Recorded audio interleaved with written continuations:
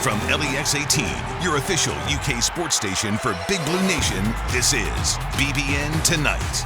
Presented by Central Bank, the official bank of UK athletics.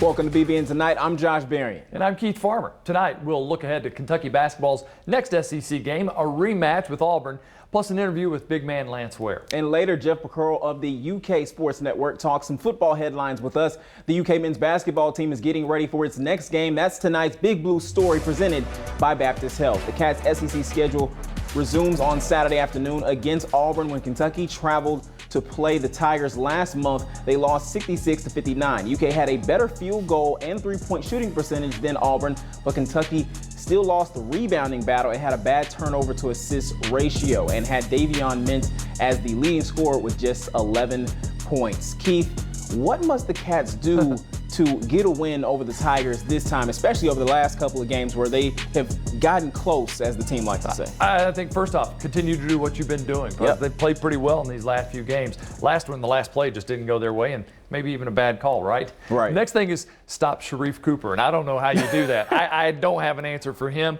so it might be stopping the other guys and keeping him from making the pass to those guys. Now, the SEC tournament is officially a go, at least for now. That's according to CBS Sports insider John Rothstein. He also tweeted he's optimistic about a 20 to 25% fan capacity in Nashville. That's good news. And a conference tournament bid seems to be Kentucky's only shot at the big dance this year. You know, this is where Kentucky loves to travel. They like to go watch their Cats in Nashville. Will they do it this year? I don't know, especially with it being maybe that last chance, Josh. I think they might.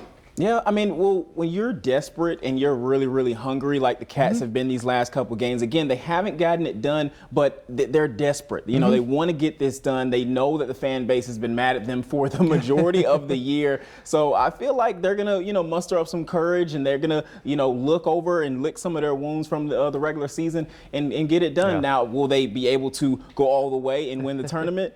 That's left to be desired. In the NBA, Karl Towns made his return to the floor last night for the Minnesota Timberwolves. He finished with 18 points, 10 rebounds, 3 assists. The former UK big man had been out following testing positive for COVID-19, which came after months of grieving over the deaths of his mother and 6 other family members because of the virus.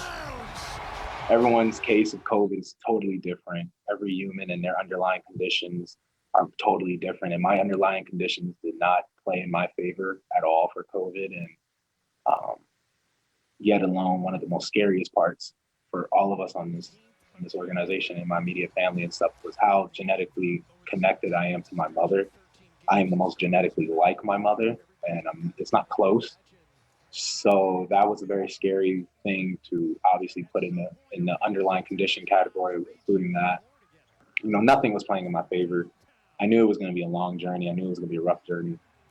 Put to the forefront that there's things I haven't dealt with and still grieving and stuff that I had to deal with now in silence with no one around to help me with that process. So,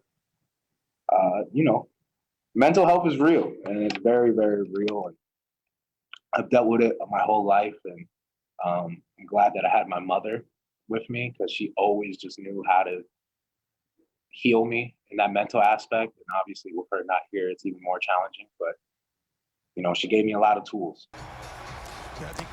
Yeah, this is great to hear him talking through this and everything, and just, great to see him back on the court because maybe that helps him get through a lot of the mental stuff that he's going through, Josh. So absolutely. Good to see him getting back. All right, elsewhere in the BBNBA, former Cat De'Aaron Fox continues his hot streak. He was named Western Conference Player of the Week on Monday, and the next night against the Philadelphia 76ers, the Sacramento Star scored 34 points, grabbed 6 rebounds, and had 10 assists for his 5th double-double of the season. Josh, he's an all-star in my opinion.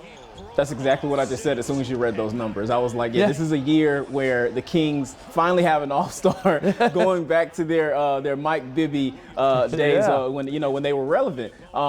His play, his charisma, his style fits perfectly with that team, and I definitely feel like the Kings have a superstar on their hands when it comes to him.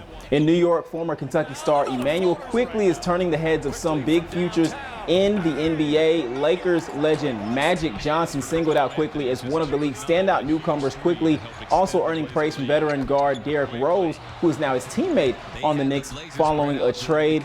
Keith, always good to hear a former Cat doing well, but especially quickly, seeing as how this is his rookie year and he is dominating. He's in talk for Rookie of the Year. I know LaMelo Ball is the one everybody talks about, but Right. all right, quickly's averaging 12 points and 3 assists. That's only 3 points and 2 assists behind what LaMelo Ball is doing. And LaMelo is starting, and they're both shooting 35% from three-point range. I think he's right there in the mix, and he's next in line to be talked about Rookie of the Year. All right, sophomore Liam Draxel has continued his outstanding start to the spring for the Kentucky men's tennis team. Yesterday, Draxel defeated Daniel Cookerman, the #1 singles player in college tennis, who's a senior for the top-ranked team USC. The victory was Draxel's second top 10 singles win in just 10-day span. Next up for the men's team is Louisville on Sunday. Coming up next on BBN Tonight, we'll talk some Kentucky football with Jeff Picaro. The UK Sports Network analyst joins us for more on the latest headlines involving the Wildcats. That's when we return.